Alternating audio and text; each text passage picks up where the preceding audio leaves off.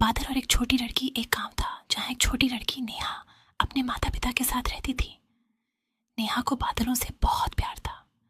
हर सुबह वह आसमान में तैरते हुए सफेद नरम बादलों को देखती और उनकी आकृतियों में अलग अलग चीजें ढूंढती, कभी हाथी, कभी जहाज तो कभी फूल। एक दिन नेहा ने आसमान में एक बड़ा काला बादल देखा। वह बाकी बादलों से अलग था, गंभीर और भारी। नेहा ने सोचा, ये बादल उदास लग रहा है, क्या हुआ होगा। नेहा ने बादल से बात करने का मन बनाया। उसने आसमान की ओर देखा और चिल्लाई, ओ बादल, तुम उदास क्यों हो? अचरज की बात, बादल ने जवाब दिया, मैं इतना बड़ा और काला हूं कि लोग मुझसे डरते हैं। बच्चे मुझे देखकर भागते हैं, कोई मुझे पसंद नहीं करता। नेहा मुस्कुराई और बोली, तुम्हें पता है तुम कितने खास हो। जब गर्मी होती है तो तुम्हारी छांव से लोग राहत पाते हैं। जब सूखा पड़ता है तो तुम्हारी बारिश से धरती हरी भरी हो जाती है। राजा का रहस्यमयी सफ़र। बहुत समय पहले की बात है। हिमालय की तलहटी में बसे विराटगढ़ राज्य पर राजा विक्रमादित्य का शासन था। राजा बहुत न्यायप्रिय और वीर थे। उनकी प्रजा उन्हें भगवान की तरह पूजती थी।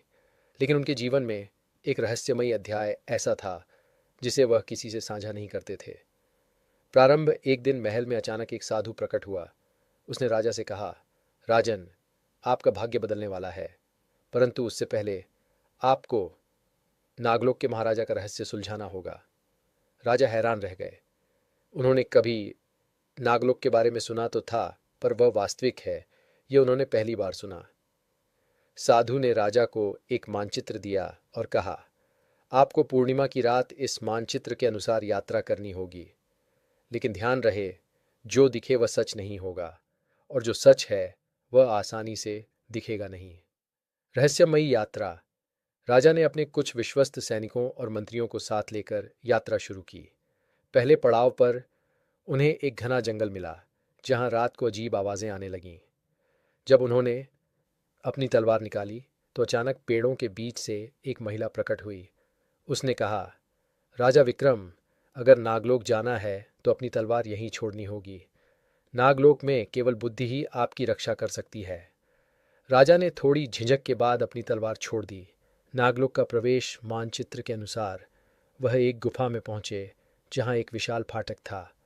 फाटक के पास एक रहस्यमयी प्रहरी खड़ा था, जिसने कहा, इस फाटक को खोलने के लिए आपको 3 प्रश्नों का उत्तर देना होगा, लेकिन यदि उत्तर गलत हुआ तो आप कभी लौट नहीं पाएंगे। प्रहरी ने पहला प्रश्न पूछा, जो अनमोल है पर हर कोई उसे खो देता है। राजा ने सोचा और जवाब दिया, समय। प्रहरी ने सिर हिलाया। कहानी, राजा का रहस्यमयी सफ़र। बहुत समय पहले की बात है। हिमालय की तलहटी में बसे विराटगढ़ राज्य पर राजा विक्रमादित्य का शासन था। राजा बहुत न्यायप्रिय और वीर थे। उनकी प्रजा उन्हें भगवान की तरह पूजती थी। लेकिन उनके जीवन में एक रहस्यमयी अध्याय ऐसा था जिसे वह किसी से साझा नहीं करते थे। प्रारंभ एक दिन महल में अचानक एक साधु प्रकट हुआ। उसने राजा से कहा, राजन, आपका भाग्य बदलने वाला है, परंतु उससे पहले आपको नागलोक के महाराजा का रहस्य सुलझाना होगा। राजा हैरान रह गए। उन्होंने कभी नागलोक के बारे में सुना तो था, पर वह वास्तविक है, ये उन्होंने पहली बार सुना। साधु ने राजा को एक मानचित्र दिया और कहा, आपको पूर्णिमा की रात इस मानचित्र के अनुसार यात्रा करनी होगी। लेकिन ध्यान रहे, जो दिखे वह सच नहीं होगा, और जो सच है वह आसानी से दिखेगा नहीं। रहस्यमयी यात्रा। राजा ने अपने कुछ विश्वस्त सैनिकों और मंत्रियों को साथ लेकर यात्रा शुरू की। पहले पड़ाव पर उन्हें एक घना जंगल मिला, जहां रात को अजीब आवाजें आने लगीं। जब उन्होंने अपनी तलवार निकाली तो अचानक पेड़ों के बीच से एक महिला प्रकट हुई। उसने कहा, राजा विक्रम, अगर नागलोक जाना है तो अपनी तलवार यहीं छोड़नी होगी। नागलोक में केवल बुद्धि ही आपकी रक्षा कर सकती है। राजा ने थोड़ी झिझक के बाद अपनी तलवार छोड़ दी। नागलोक का प्रवेश मानचित्र के अनुसार वह एक गुफा में पहुंचे, जहां एक विशाल फाटक था। फाटक के पास एक रहस्यमयी प्रहरी खड़ा था, जिसने कहा, इस फाटक को खोलने के लिए आपको 3 प्रश्नों का उत्तर देना होगा, लेकिन यदि उत्तर गलत हुआ तो आप कभी लौट नहीं पाएंगे। प्रहरी ने पहला प्रश्न पूछा, जो अनमोल है पर हर कोई उसे खो देता है।